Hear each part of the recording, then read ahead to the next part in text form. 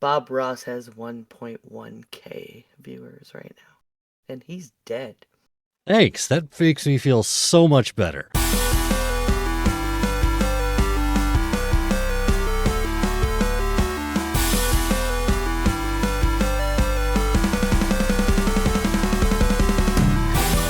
Hello and welcome to the Part-Time Gamers, a gaming podcast for people with full-time lives. I'm Cernex, clocking in with my good friend 9 of 12. Well, hello there. Hello. Yep, Theo is busy tonight, so he's going to be stepping out for tonight, and we're going to be two-man this with me and September. Handle it. Yeah. We're not as funny without Theo. It's debatable, but maybe a different kind of funny. Oh, yeah. Maybe. Very dry humor. I don't know. I'm just saying words now. Anyways, let's go ahead and get to our icebreaker. Nice of you to drop by. Never heard that one before. So thank 9 of 12 for getting me a list of like 200 new icebreaker questions. And this was one of the first ones that popped out at me that I thought would be really funny to ask. If there is a zombie apocalypse, who are the 3 people you would have on your team? That face right there is gold, right? That was perfect. No one wants to see that face. Yeah. No, I did a thumbs up, and there was lipstick on my thumb, and I didn't notice until I saw it on camera. So I was like, zombie apocalypse, and look, I'm already bleeding! No. Well, 3 people? Yeah, 3 people. Oh. I could think of one right off the top of my head. And we're gonna go so far as to say, like, let's say real people, but living or dead. Oh, okay. So, I was with people I know, because this is something that's a regular topic of discussion in my life. well, I prefer going I honestly wouldn't trust anyone I know on my team. Because first of all, because most of them can run faster than me, and yeah, that's the primary part. But one right off the top of my head, I keep on forgetting how to pronounce his actual name, but he was a Finnish sniper in like World War II, and I just remember he had the nickname the White Death, and he is according to history, according to the accounts that they have of him, he is the most deadly sniper in history. He had, in a span of, I think it was less than a year, he racked up somewhere in the neighborhood of about 500 confirmed kills. About 200 some odd about half of them were with a sniper rifle, half of them were with an SMG, and the amazing thing was he did this all with iron sights, so he had no scope, and it's like there's stories of the Russians trying to invade Finland. He just went out into the woods in Arctic camo, like a bunch of rations, a bunch of bullets, and his guns, and just was like picking off upwards of like 15 to 17 or so soldiers a day for like however many months it was. I'd want him. Nice. Okay. Because he'd definitely be the marksman, able to hold an area for a while. I'm trying to think who else though. This is a tougher question than I thought it would be. But the question jumped out at me. Just zombie apocalypse. Why not? Could you think of anyone? Well, I'm trying to think of my second. I'm trying to make sure I have the name right, because I keep showing her as being from Ohio, but no, she's totally from here. So that would be handy, because I take things like that into account. Yeah, this is totally her. Okay, so my husband. Well, yeah. And not just because I should do that, but he's got useful skills as far as woodworking and planting. Like he knows pairing, of which plants in gardens and stuff. He did a lot of research on that, and like we both know a bunch about herbalism, but I know how to. He knows it's like we have a complementary set of skills as far as treatment of different plants and what they're good for and how Yeah. to use them. Hmm. So, I mean, that's really going forward useful, and of course the building things. mm, Yeah. you can't just go replace stuff. So he's totally on my team. Another Yeah. is my friend Cruz, and he lives not far from here. And this is a guy who's um, a Marine and like special forces and like a super secret special. You're not allowed to know what kind of special forces. Wow. And owns like a buffalo ranch. They raise buffalo, and he's the one who's going to be giving a shooting course because I got guns I inherited from my dad, and he's going to teach my son and Rob, my husband, to shoot because they don't know how, Yeah. and I get to use a refresher. And so we've got like, he's a marksman and a survivalist, and I think an assassin. And so awesome, and has Yeah. land, secure Yeah. land. Um, and another is Alexis Nicole Nelson. Okay. She's known as popularly as Black Forager. Okay. She's really, really successful on TikTok and everything, but she does a lot of foraging of mushrooms and a lot of different plants, but really focused on mushrooms and stuff, which is you can live on. But she posts showcasing like how to cook acorns, because if you've ever tried an acorn, they're not real palatable, but you can treat Yeah. them so they can. Dandelions, which I already know how to handle that, but stuff like dead man's fingers and different. I haven't gotten my mushroom foraging skills down. I've gone on one foraging foray, and so I've learned some. But Yeah. having an expert like that when I live in an area where there's a lot of different kinds of edible and medicinal, but like edible, I think would be a situation when it's an apocalypse. You can't just go to the store. But we've got shiitake's wild here. We've got chicken of the woods. We've or not shiitake. Oyster mushrooms Yeah. are indigenous, and chicken of the woods and lion's mane and stuff.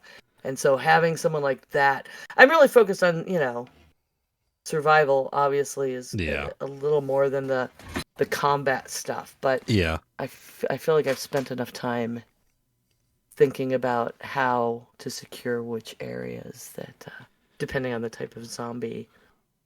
Yeah. Well, and that's the thing is like that would probably been my only like combat oriented person I would want on my team. Uh, and yeah, I would want someone who's good at foraging and someone who's good as a medic. Uh, I'd want someone that are like those three categories. Unfortunately, I can't think of anyone in the other two categories. But like I remember.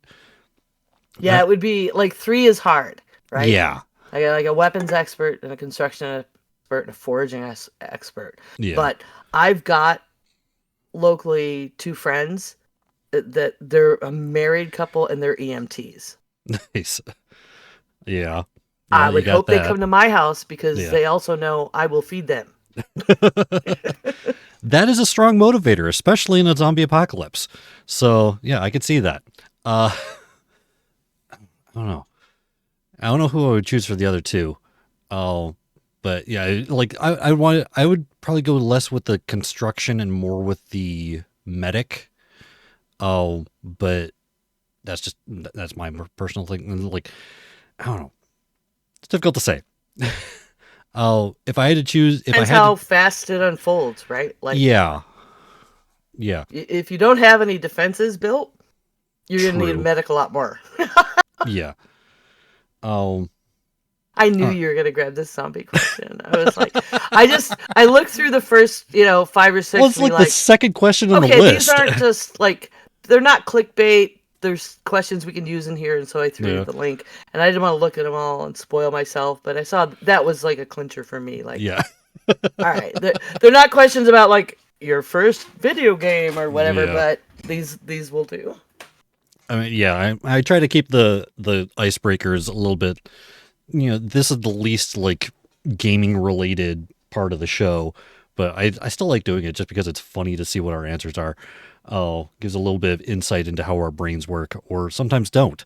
In my case this time. But yeah. Hey, you forgot to bring your wife. I mean, I love her, but she not necessarily great in a zombie apocalypse. Hey, I get it. I think this came up right with Scott and Kim. Like, I would want Kim on my team. I would want Scott as cannon fodder, but Yeah, like Scott, and he fully acknowledges he would not be terribly useful. Rob would say the same thing about himself. He'd be like, yeah, all I could do is program and 3D print. I would be useless. And it was like, dude, you have a whole wood shop. Like, yeah. I mean, and like old hand tools. yeah, Like if the electricity went out, he knows how to use planers and jigs and stuff that he got from his grandfather that I'm better with. I need electricity for the tools I'm better with. So. yeah. Yeah, I would actually be the weakest one on my team, honestly, because the only thing I could contribute is I still have my zombie mace behind my desk, but beyond that, I see WD-40. I actually have some that right around the corner behind my desk. There's some behind you too, Oh, is there? on the shelf. Yeah, I can't tell what shelf. is your chair a problem? Right there, yeah. So I was trying to look through my camera. It's like, oh, I was just blocking it. Oh, I mean, I don't. Yeah, I can run fast occasionally. That's about it. Well, yeah. Yeah. I'm just gonna leave it at that because I can't feel think of useless. I can't run fast. I'm not very fit or anything, but I've got a lot of stuff in my head about being able to walk around the woods and find stuff that you can eat. Yeah. And I think in any apocalypse, it would be long term like that one, Yeah. potentially useful. And I think about things like trade and how Yeah. that would fall out. And I'm good with people. And I, do stuff like have a pound of peppercorns in my pantry and I do meat curing Yeah. and, preserving and that kind of stuff that you could do Yeah. Like I said, outside and over a fire. And yeah, you know how valuable peppercorns and coffee beans would be in an apocalypse? oh yeah. Like I said, I was not kidding when I said like being able to feed people would be a very strong motivation to have you on their team. And make medicine out of it. Yeah. I know a lot of that stuff too. Yeah. So yeah, I'm gonna wimp out of the last two because I can't think of anyone. I mean, maybe my dad. On. Maybe my dad, because he's former Marine, former police officer, has a lot of firearms and stuff like that. But other than that, yeah, I don't think he has any like medical training or anything like that. So I mean, he kind of is in the same bag as like the combat expert. Well, people you don't know, like Bill Duran. He builds props, but yeah, a lot of that is transferable skill. yeah. I mean, it depends on how much of it is. Actually, I would probably want Mark Spagnolo because he's able to. I was thinking him too. Yeah. Because being able to work with wood without having, like you were mentioning with your husband, being able to work with actual hand tools that don't need electricity necessarily. And knowing the different kind of wood and their qualities is kind of a big deal that people don't realize. He would probably be the construction expert and also like even be able to like potentially make weapons to a degree. Oh, I mean out of wood, but still weapons to some degree. I'd probably like it sounds weird to me, but I would want Kim on my team as well because, again, food and, kindness. That's going to be something that's going to be required in a team. So, oh, Yeah, Tristan is very, very loyal and trustworthy. And yeah. that is required. See, And you want me on your team. that too, yeah. Again, food is important. I could be on your team. Yeah. Yeah, I think, yeah. I mean, that was more than 3, but whatever. I'm just naming off names now. Excuse me. All right. But I think we're officially set for the zombie Alexis, apocalypse Rob. now.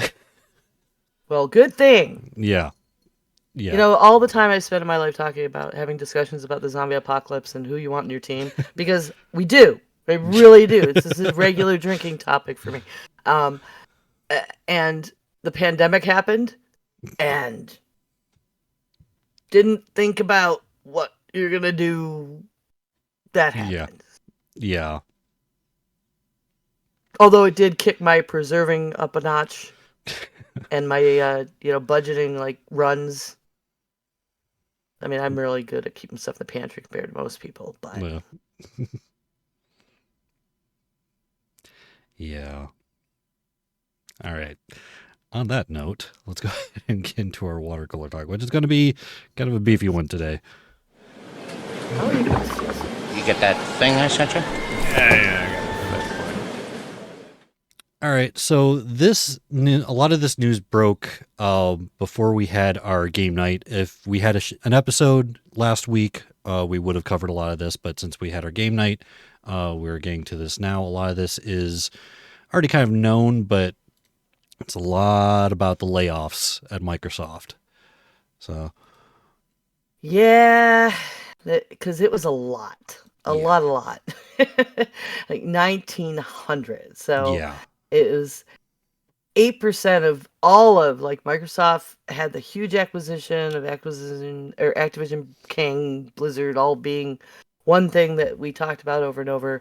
It took forever to be approved, and then this is a big fat ton of layoffs. I mean, layoffs are not new. There were the riot ones not long before that. Post-pandemic, people had staffed up really hard. There are some to be expected in a merger. I was looking, and there were like 10,000 workers at game studios that lost their jobs in 2023. Yeah. But then Kotaku reported that over 6,000 developers had already been laid off in January. Yeah, in just the first month of the year, we were already over halfway what we had last year. The whole year. And this isn't like a chunk of them. Like, it's almost a third of that was the Microsoft Blizzard situation. Yeah. And they laid them mostly off from Blizzard. And the most alarming part about this for me was seeing the people at the top that left. And one of them was, he worked for Microsoft in the past for like 8 years. And then the acquisition happened, and he was like, I'm also leaving.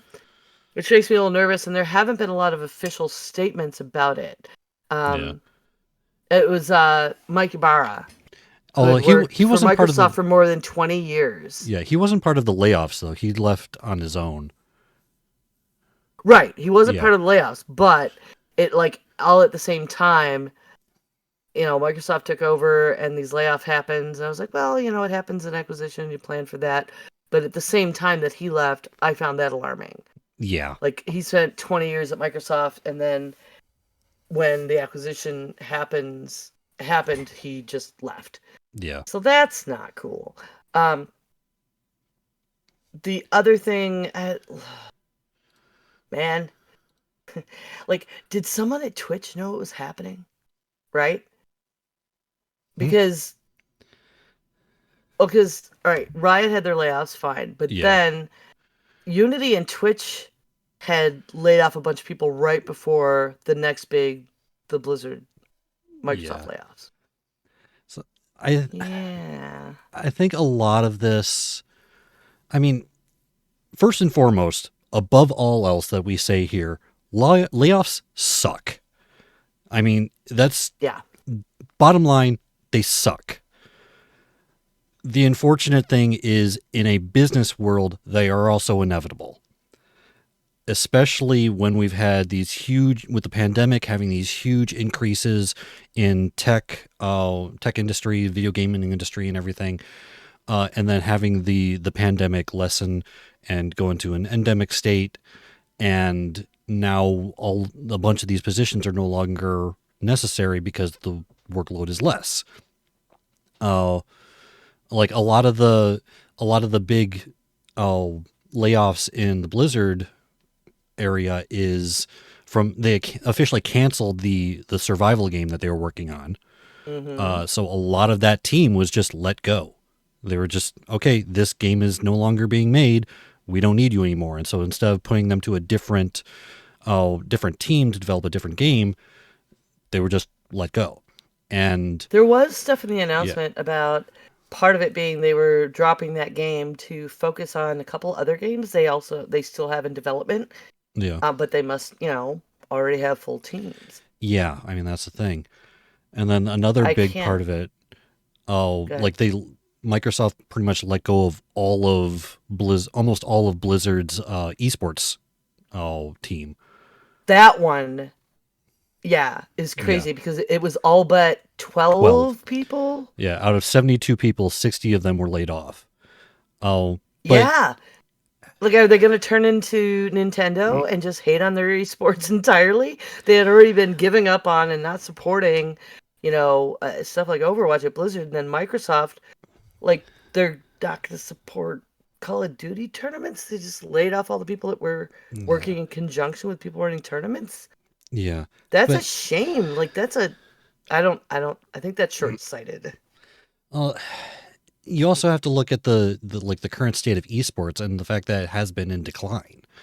Oh, I mean, like that's one of the reasons why Overwatch League hasn't advanced any further. Like they were supposed to have like local teams, different stadiums that they would go to.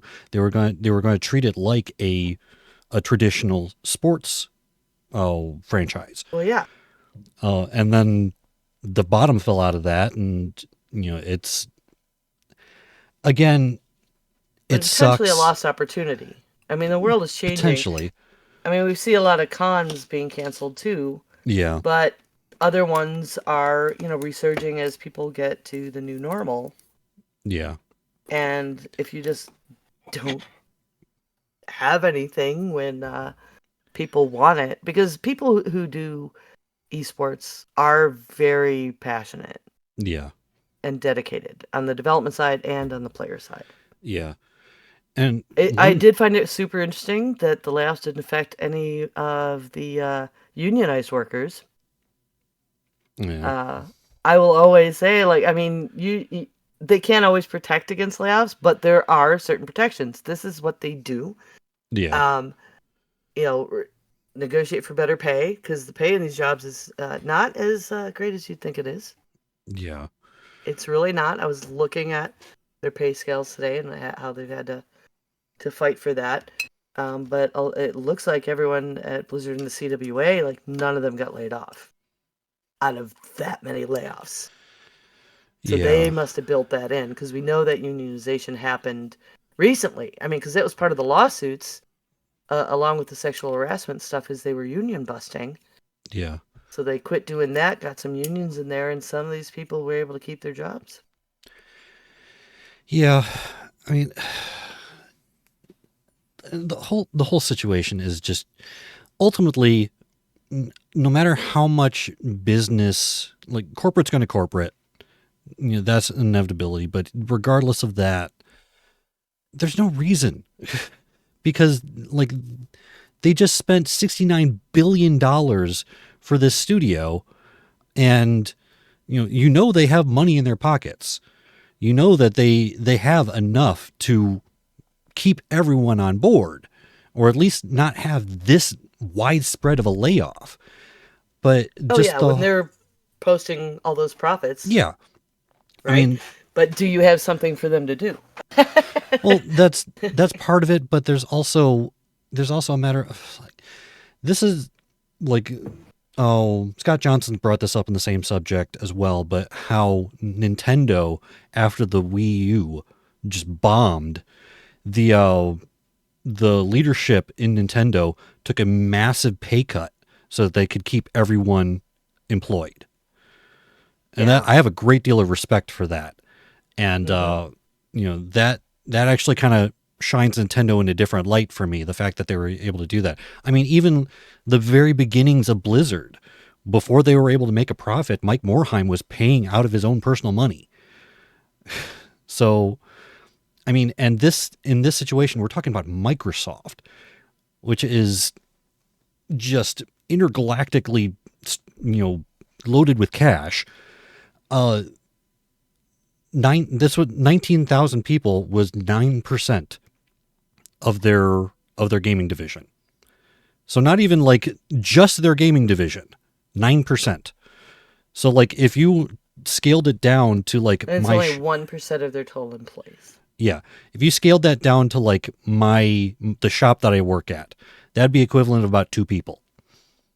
No, like 30. Something like that. Oh, but it sucks. I mean, Riot laid off 11% of their total staff. Yeah. And again, they're trying to consolidate on a bunch of stuff, trying to focus on the things that are successful, which again, corporate's going to corporate. They're going to try to appeal to their show. The whole concept of infinite upward growth is asinine, because because then you have to resort to things like this. You have to resort to, we have to make sure our bottom line is better than it was last year. Okay, how many people do we have to get rid of to make sure that happens? Not how much product do we need to sell, or how much better quality do we need to make our games. No, how many people can we get rid of right now to make our bottom line higher than last year? It's garbage. It's like, it's a sad thing. Like I spent an inordinate amount of time this week fighting with different healthcare providers, labs, blah blah blah blah blah, and it comes down to the same stuff. And Rob's like, but what about the shareholders? Who's gonna think of the shareholders? Like, damn it. Yeah. I mean, yeah, don't get me started on healthcare, because that's a whole scam too. But anyway, yeah, just again, bottom line, this all sucks. And whatever. I'm really sorry for the people that lost their jobs. Yeah. I mean, in the last couple of years when, they were hiring people aggressively, and then people moved. Yeah, people moved to Irvine. You pick up your whole life and then, holy crap. Yeah. I mean, I can't imagine having to move my whole life out to one of the most expensive parts of the country, and then all of a sudden not have a job. And like the biggest problem is this is like industry wide. So it's like, yeah, you had a job at a big gaming company. No one else is hiring though, because the whole industry is in decline, which is why they've had to resort to these tactics to make their bottom line look better.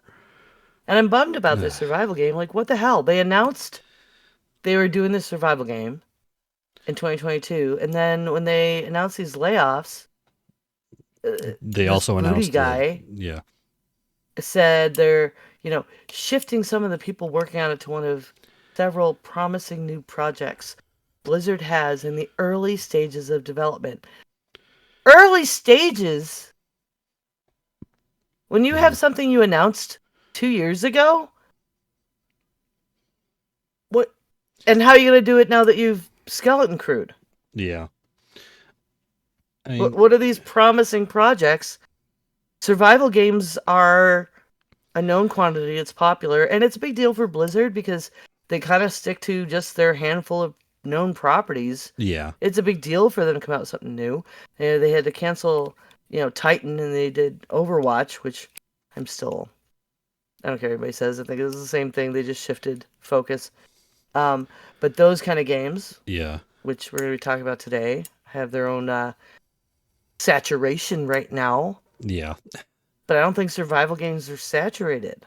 So we'll see No, about the wisdom of that. just depends. Um, I don't know. I'm trying not to sound like I'm giving. I'm trying not to sound like I'm giving too much credit to the corporate side, but to a certain degree, I'm playing a little bit of devil's advocate, trying to give maybe a little context of what they might be thinking. But I'm again, that's why I keep on reiterating it. Bottom line, this sucks. You know, it whatever happens, like there are people like the general, from what I've heard hearsay from, mostly from Scott and the people that he has connections in Blizzard, their morale is an all-time low after all of Oh yeah. the lawsuits, harassment stuff, and now this on top of it. It's like before he was describing it that, man, it's great. I was able, and I'm sorry that these people lost their jobs. I'm glad I still have mine. Now it's just like, this just sucks all around. It's like, it's just, Yeah, I've been seeing a lot of that too. Yeah. I normally stay away from Reddit because it's a it has its areas. den of Yeah. hive of Scum and villainy. Yeah. Yeah. But for this, I did go there because you could find laid off people talking about what's been going on the last few months. Yeah. And it made me sad. Yeah. So what you got? Do you have another horrible story? No, You just made me take the horrible story. This, my art. Well, I wanted to talk about that because I knew it had to be talked about. It's something that it's too much of an elephant in the room. So, Yep. I mean, you can't call yourself a gaming podcast and not address that. That being said, and now something completely different. So this is.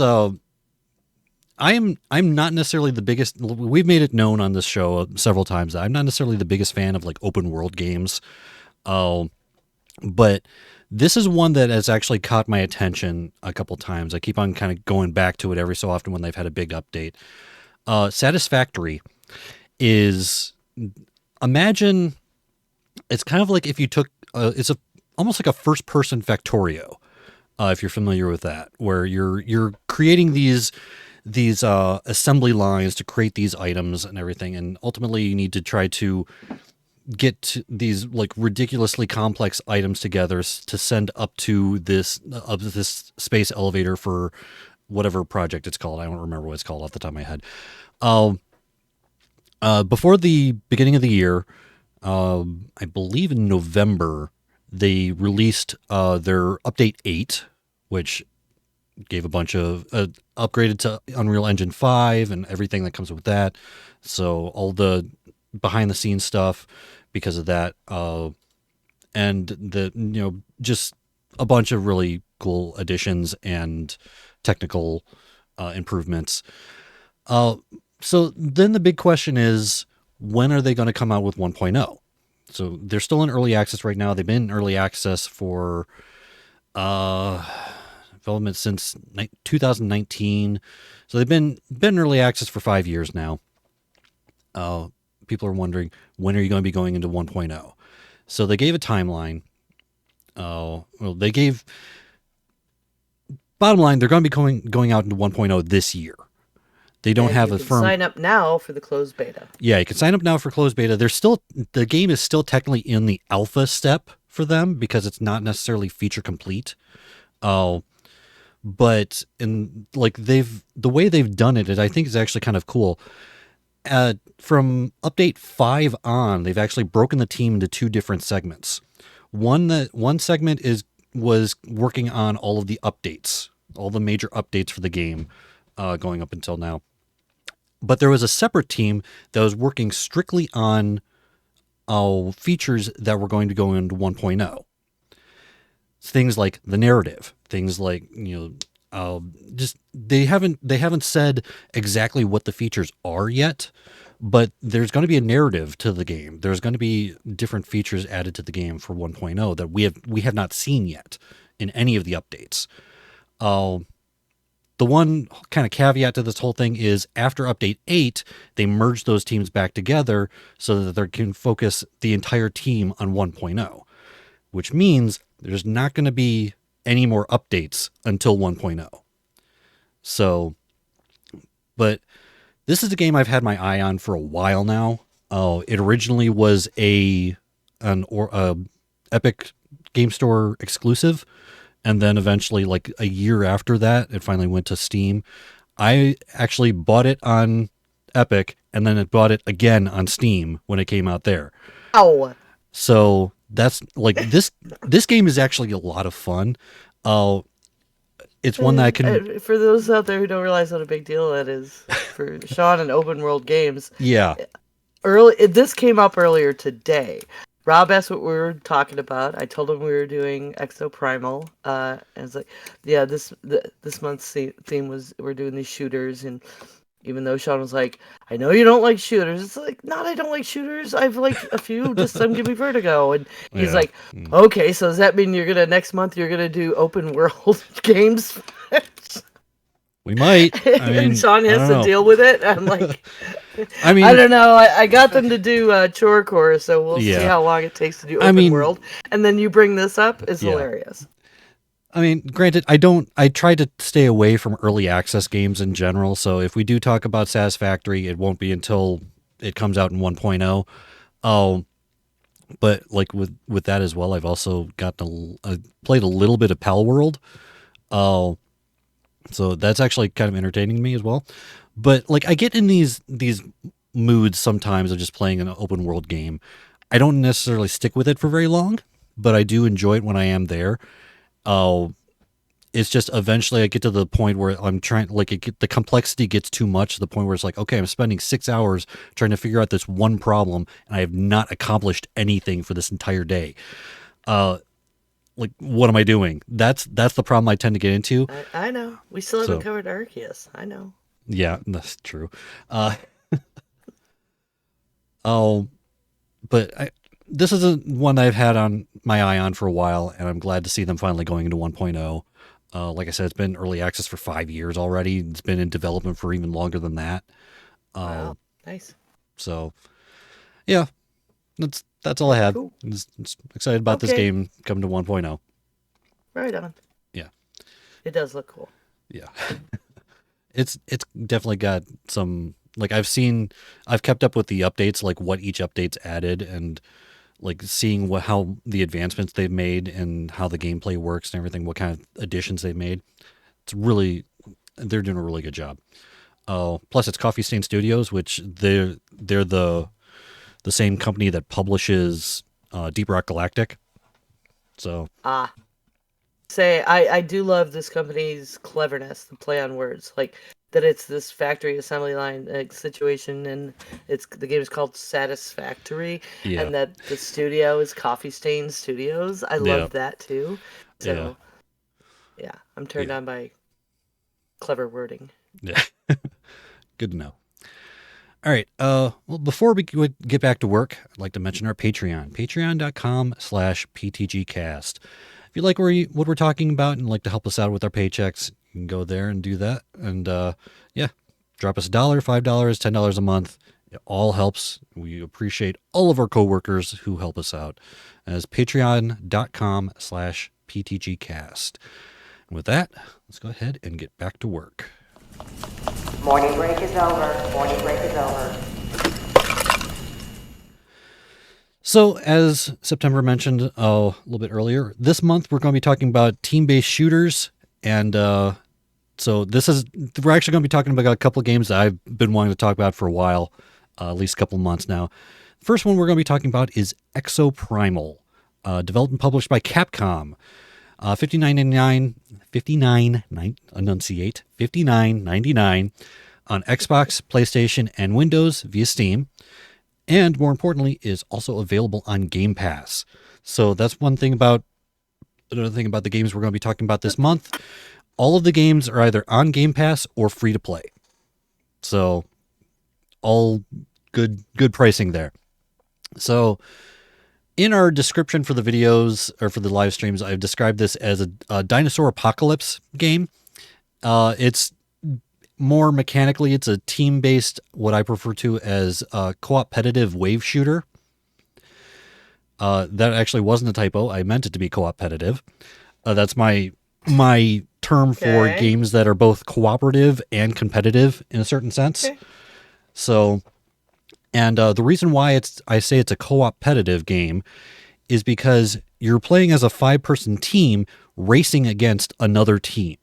So, one thing that I really like about this game is the fact that it has you can play it mostly PvE, but you're still being competitive against another team. So, because I have this, I'm not, well, let me rephrase this before I even say it. Everyone else in the world is better at competitive shooters than I am, and it really frustrates me. So, I mean, I'm not, but it's like, as like we're going to be talking, like, especially the 2 weeks from now, we're going to be talking about the finals, and great game. And spoiler alert, great game. I'm not a fan of it anymore because I'm terrible at it. That's a me thing though. But this one I like because you can play it basically all PvE, where you're playing in one of these two separate teams, and you're going against the most normal gameplay.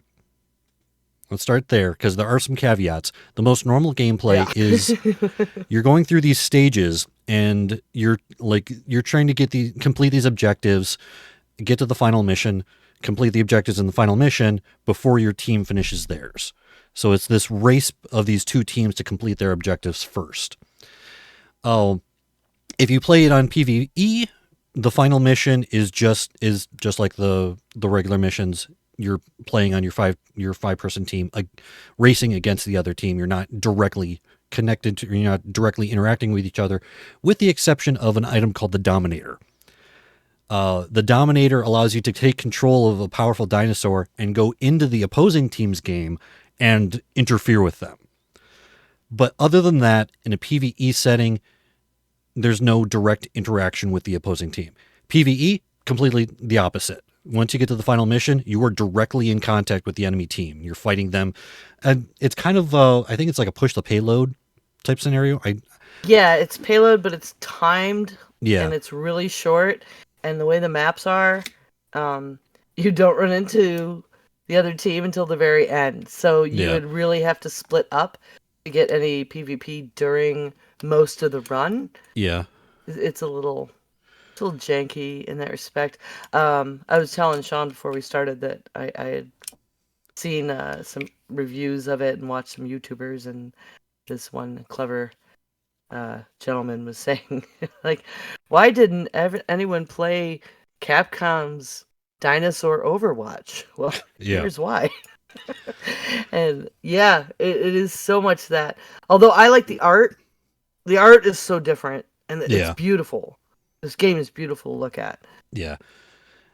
But yeah, I mean that's the very basic gameplay.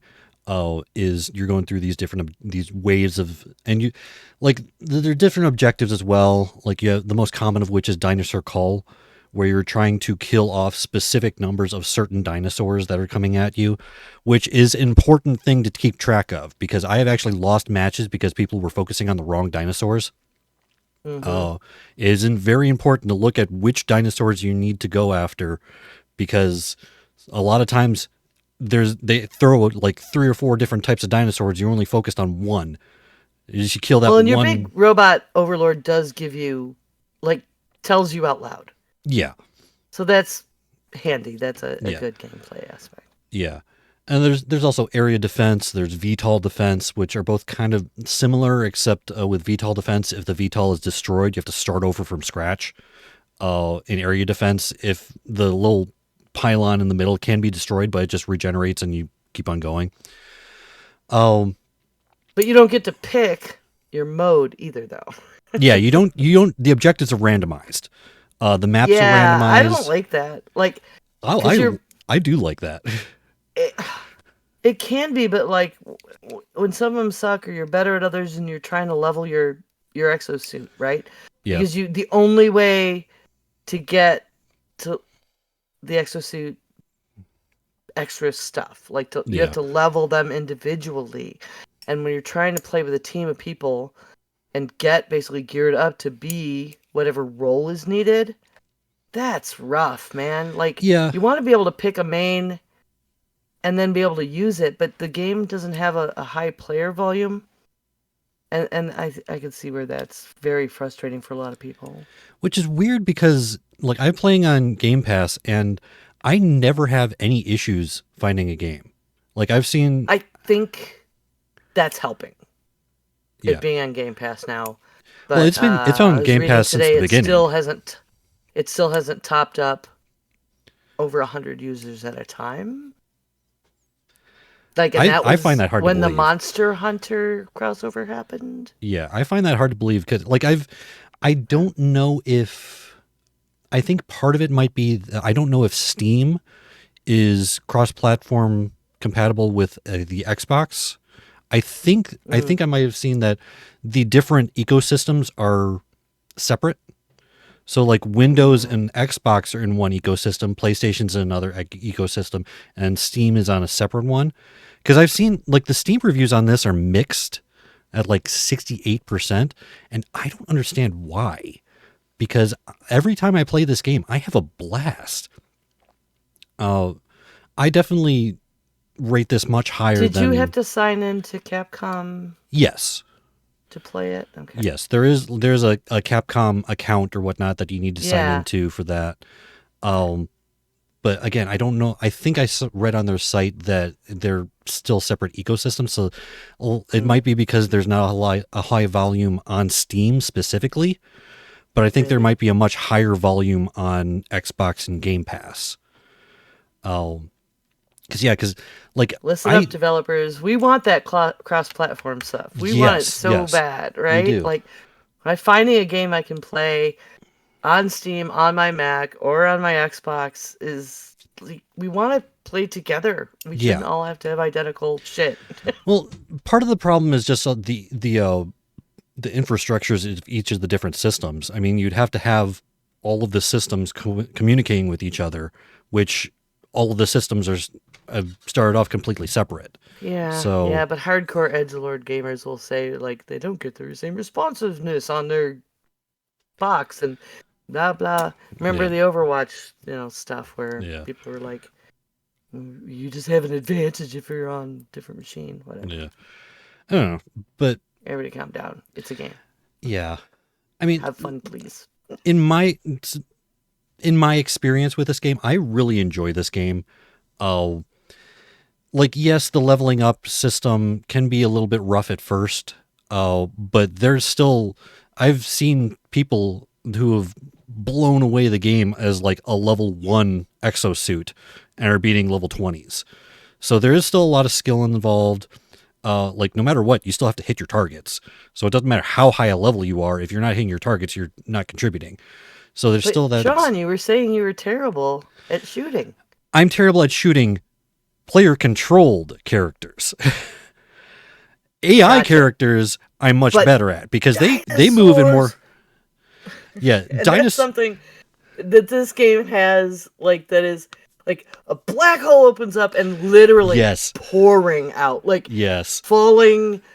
Funny as hell, like just droves and floods of like dinosaurs just falling out of the sky, and you shoot them is worth like so much joy. Yes. So that's actually I'm like there's a couple special missions. So I described the basic gameplay. That's mostly what you're going to be going through. Also, there's only 2 game modes to this game. There's the whatever the regular dinosaur whatever mission is, and there's and then there's Savage Gauntlet, which you can only get after you complete the story.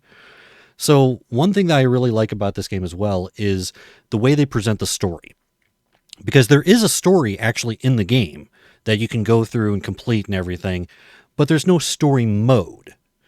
You're just playing regular matches, and periodically, once you hit like certain points in the story, or like after you hit certain missions or certain number of missions, you'll get a story element that comes into play.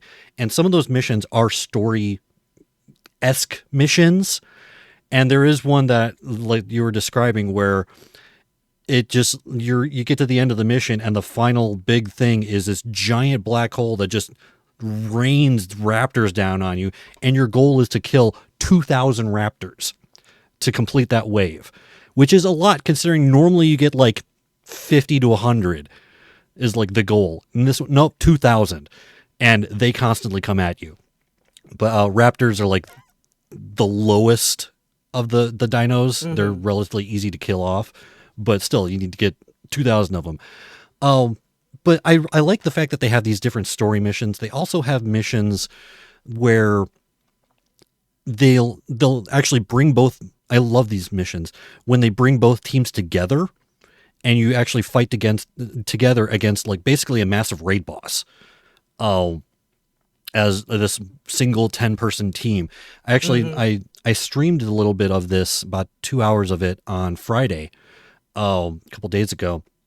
And I got one of those missions. It was actually both a story mission and a raid boss mission, where you're fighting the final boss of the game, of the story.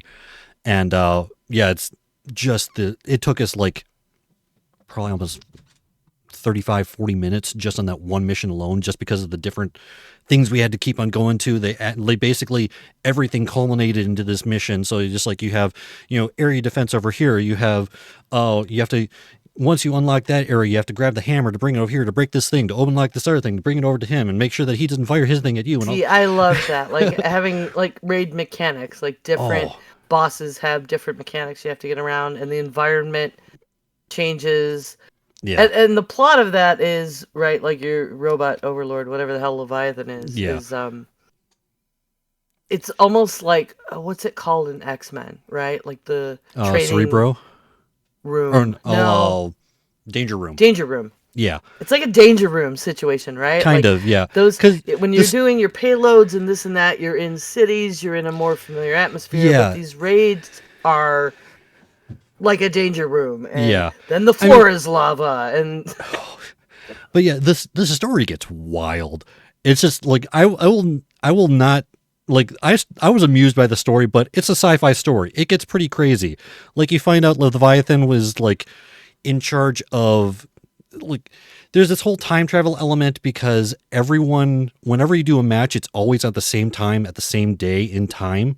It's a specific date that it keeps pulling all of these people from different timelines into this single war game on the same date. And like the date is significant because of like some disaster that happens. It's like fixed point in time. Yeah, and it's like one of the characters that you meet in the story mode is named Magnum. He's from like 2 years in the future from you. And he's seen some stuff. There's like this element of almost a bootstrap paradox, but it's because it's separate timelines. It's not like the exosuits that you have now in your timeline are based off an exosuit that actually exists 200 years in the future in a different timeline. And it gets wild. I will admit it's a wild story. I was there for it. I loved it, but it goes places.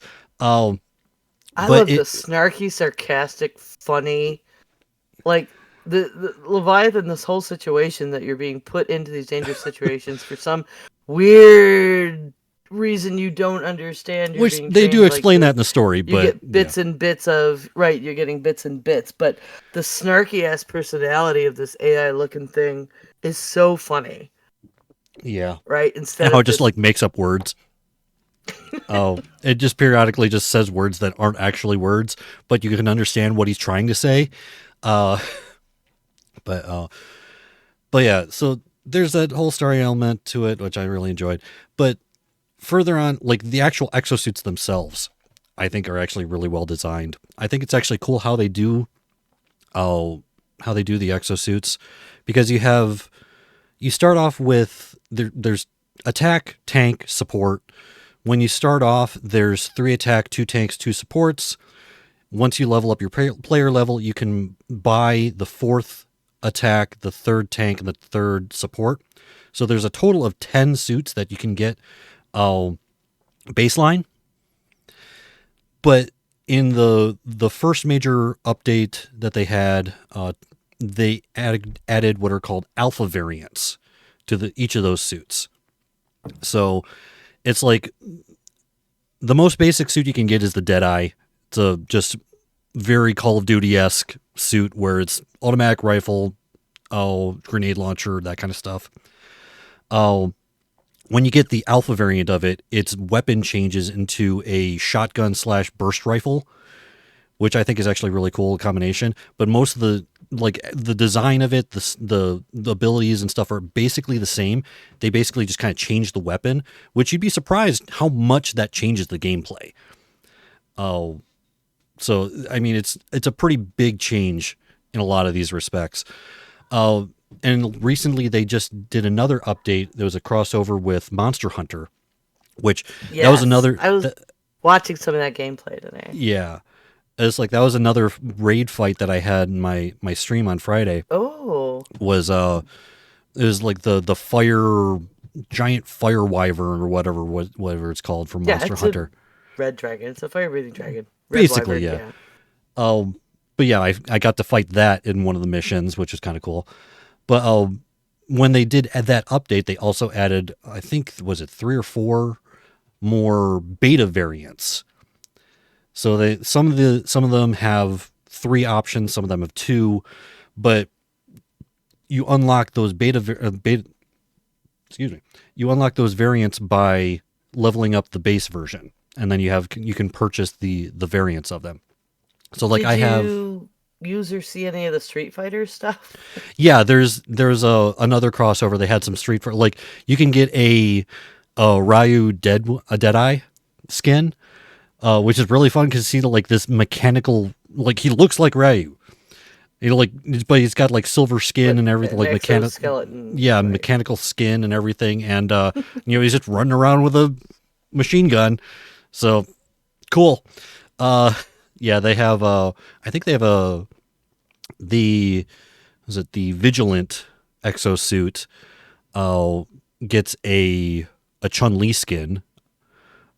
She's the sniper, which is again just kind of funny.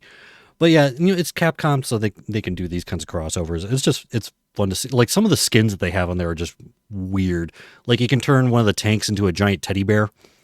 Yeah, yep. You can Rathalos, by the way. Yes, that's it. Rathalos. The Monster Hunter thing. Yeah, I knew it was something like that, but I couldn't remember off the top of my head. But I really like the design of pretty much all the exosuits. I mean, they all kind of function differently, so they each have their own kind of personality, only their kind of play style. I think that going with the 10 baseline suits and then making variants of those suits was actually a pretty smart way of doing it, because you can vary the gameplay without too much extra development. Like you don't have to figure out a completely new ability for this or anything like that. It's like you change how the weapon functions, and you can completely change how the whole exosuit runs, basically. Makes sense. Yeah, and I mean, I can see where the leveling process can be frustrating to begin with, but I think we should let people know clearly the trade-off there is there's no pay to play. Like, yeah. So you have to be able to earn it. There's got to be a way to earn it. And the same gold, in-game gold that isn't hard to get, but you can choose your cosmetic or you can choose your upgrades, but it amounts to, it's kind of, how else are you going to keep pay to play out other than you have to earn your upgrades? Yeah. I mean, as far as I know, you can buy some cosmetics, but other than that, I don't think you can buy like in-game currency or anything like that. There is a battle pass system, but you don't have to pay for it. You can't buy the gold and just get your shit.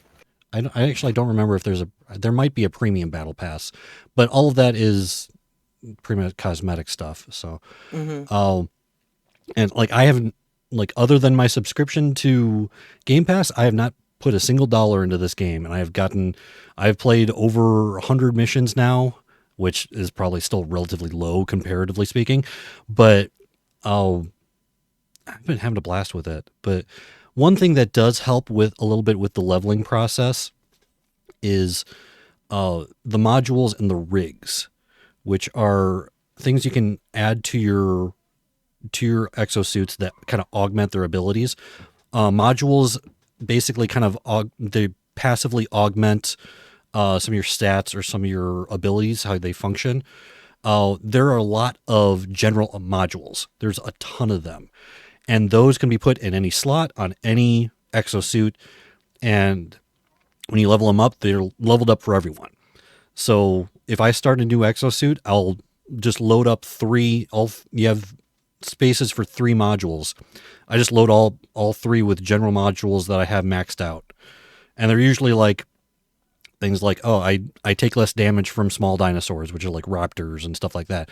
And like I get more health, or if I'm playing a support, it's like I get my shield back faster, stuff like that. And then there's also specific modules for each exosuit that are specific per slots as well. But rigs are also kind of cool too, because they basically put an attachment on your exosuit that gives an additional function. And those are universal. You can use them on any exosuit. Like, for example, I've seen tanks that have the healing rig on it. So they can in a pinch, if they need to heal themselves, they can launch a healing circle on the floor, stand in it, heal themselves up. Or I've seen ones with the I usually play with the tank. I use the shield module, so you can deploy a shield in front of him to try to protect himself. I have a support module or the support suit that has what is it called? I don't remember what it's called exactly, but it basically gives you a giant aerial jump, like a dodge out of the way. So it gives her more mobility. You have all these options I think there's around 11 different rigs you can choose from now, including like they just added a stealth rig as well. So, and those can be applied to any of your exosuits. And so that does help with a little bit with the leveling process of newer suits, because then you can still apply maxed out modules and rigs and stuff to these new suits to give them a little bit of a boost while you level them up. So overall, I really enjoy this game, and I seriously think, like, I looked through a couple of the reviews on Steam, and the most predominant one that I saw was that there's not a whole lot of, like, they're waiting for games to start up. And it's like, again, I think it's because the ecosystems are separate. Because on Game Pass, I wait maybe a minute, and I'm in a game. And, so... It's not other, stuff people aren't happy with. Like, the not being able to choose your modes can be frustrating. I mean, you're loving it, but sometimes you want to play a certain style of game, and it seems like they tried to do everything. Yeah. They try to do everything, and then so there's a couple of weird things where you can't look at your stats unless you're in the middle of a battle. Like, there's a few little interface things that they might have been able to focus, and I've replayability.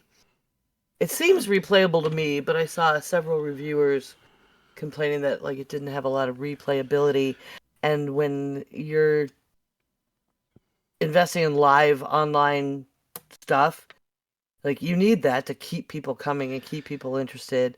And I think, the Monster Hunter thing is so recent. Yeah. That could very well be contributing to, like, there's plenty of people on, well, you're trying to play, Yeah. because that's still pretty new. And Monster Hunter is a popular game, but it's the latest one has been out a little while now. So those people will come over and check it out, Yeah. Also, coincidentally, on Steam, I actually found out that you can. I'm pretty sure you can buy Exoprimal and the Monster Hunter World in a bundle for less than the cost of one of them. So it's $59.99 full price on Steam right now. The bundle is like $44 for 2 games. So oh wow. So if for whatever reason you do want to get it on Steam, now's the time to do it and just get that bundle. Even if you don't play the other game, it's cheaper. But I just if I had to make Monster Hunter, if you're gonna like one of these, yeah, you're probably gonna like the other, but yeah, you're gonna like one or the other at least. Yeah, but it, like I said, it seems like the population on Steam isn't the greatest, but like I said, I haven't had any problems with the population on Game Pass. So So I would strongly suggest trying it out in there first, before you commit to putting down any money on it. But I don't, this, maybe it's just me, but this game scratches my brain right. So I think the fact that you can't choose the mission actually lends to the replayability. Because I like the basic gameplay of just the wave shooter in general. But if you So- keep getting stuck with one you don't like, and you don't get the raid ones, which are More exciting, yeah. I think almost inarguably the best. Like sometimes you want to go and you want to go do a raid, right? Yeah. And there I mean- was and the time thing. Like we're talking about part-time gamers, and you were talking about it took you like 40 minutes to do that raid. Like, what if you want to just jump in and do a payload? It's a 5-minute thing. It would be good to be able to choose what you want to do for the sake of managing your own game time. Yeah, I can understand that. It doesn't really bother me as much because I like all the game modes. All the options. Like I like just the wave shooter in general. Oh, and I like if I get the raid, I think that's cool too. Oh, I like that because it gives you a lot of points and you're no longer competing against other players. Oh, so I like all the elements of it. And yeah, I mean, I think that, like, again, the fact that you can't choose lends to the replayability in my mind, but I can still see being able to choose, like, okay, do I want to do, like, even if they just had a separate mode where it's like, okay, do you want to do a normal dinosaur wave run, or do you want to go into raid mode? Just separating out those two and then saying it's like, okay, but still not being able to choose necessarily objectives.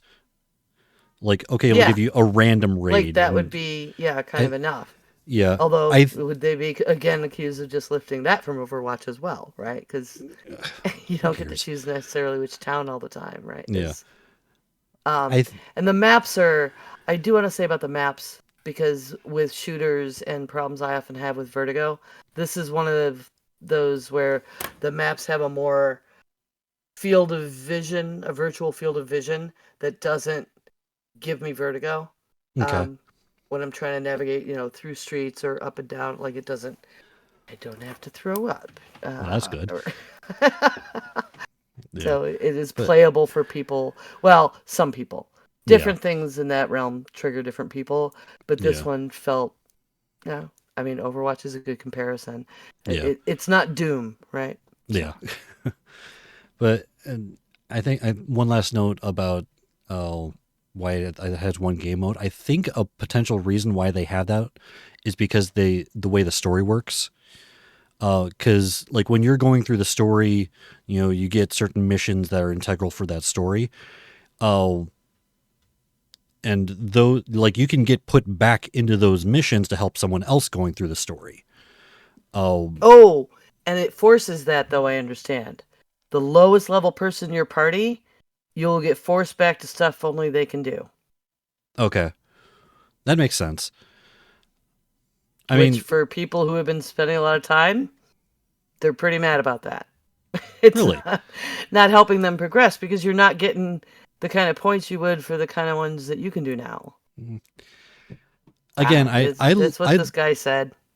I can understand that. At the same time, at least for me, I like the basic gameplay. So even if I just got a bunch of the regular waves, I'm okay with that. Plus, I would be able to get to see those, like some of those missions, like I said before, the one with the giant dinosaur hail, basically, the raptor hail. That's a story mission, and that's actually a mission I really enjoy playing. So you get, and like some of those danger room missions, or a lot of those are story missions as well. So I wouldn't really mind it necessarily. Again, that's me. I'm pretty on board for this game. One other thing that I really like, the same story over and over. Yeah. One last thing I actually really like about this that helps with my anxiety with competitive shooters and such is if one team completes their last objective, the other team still has about 20 seconds to complete their last objective. And if they do, it still counts as a victory for both teams. So if you're neck and neck and they edge you out by a couple seconds, it doesn't matter. It still counts as a victory for both of you. If it takes longer than 20 seconds, then yes, it's considered a defeat for you. But, I like that little bit of leeway. I like the fact that there is ways of getting both teams to win. So one last little thing. But that's an interesting aspect of having a combination PvP and PvE game like this is. Yeah. And again, co-opetition. Co-opetitive. I'm going to make that a thing. Well, we use it here in town, actually. Co-opetition is a word anyway. Yeah. We talk about the local businesses in the music scene. Yeah. And it's co-opetition because they don't need to necessarily be competitive all the time. We can share, have different things on different nights instead of everyone schedules the same kind of thing the same night. Yeah. But, final notes, I personally like it. It's on Game Pass. It might be worth a shot. I like the PvE nature of the game. I find it fun. So, but with that, beautiful too. Yeah, it's beautiful and it's amusing and funny and I mean, there are some parts of it that should not be taken too seriously, like the story. It's a sci-fi story. It's gonna go places and go kind of crazy, but it was still weird, entertaining to see. I'd rather be that than super serious anyway. Yeah, especially when it's like, so describe your game in one sentence. Well, you're piloting technologically advanced exosuits to fight dinosaurs in modern times. Yep. Okay. So I mean, you gotta at least look, right? Yeah. All right. Well, everyone, if you like what you've heard and you'd like to help us out, a couple of ways you can do that without having to spending any money. You can give us a review over on Apple Podcasts. You can follow my Twitch or the YouTube channels for our live recordings Sunday nights starting at 9:15 Eastern Time. That's when we start our tech check and everything, which was very entertaining today. Just YouTube being dumb. But we got it to work in the end. So that's the important thing. Or you can, if you would like to help us out with our paychecks, you can become one of our patrons over at patreon.com/PTGcast. And we'd like to thank our board member, Stephanie Hurst. Thank you very much for helping with our paychecks, being one of our bosses. If you'd like to contact us, you can with our email, parttimegamers.cast@gmail.com. You can also use the link bit.ly/CI Productions for basically everything associated with me and the show. All my socials, the YouTube channel, the Twitch channel, all of the information there is on my webpage. Everyone, thank you for listening. Join us next week for our discussion of another game that I've been wanting to talk about for a while, Gears of War 5. This one has a little bit of controversy to it, a little bit of, mixed reviews and such, but again, it's a wave shooter. I think it's really fun. We'll get to that next week, though, talking about Gears of War 5. I'm Sean. You can find this show and the rest of my work and the links to my socials, Twitch and YouTube channels, and the Apple Podcast listing using the link bit.ly/CI Productions. I went out of order, so you'll hear it 2 times, bit.ly/CI Productions. Ember, where can people find you around the internet? Well, the easiest thing to do is go to 9of12.com. That's NINEOF12.com. It'll point you to all my projects. Yep.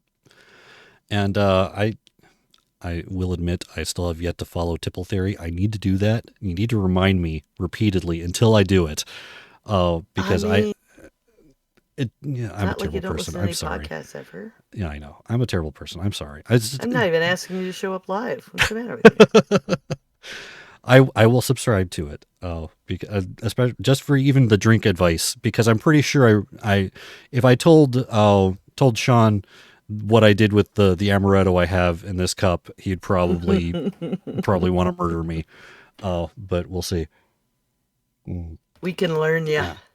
Yeah, I'm a drink dunce, so I need the help.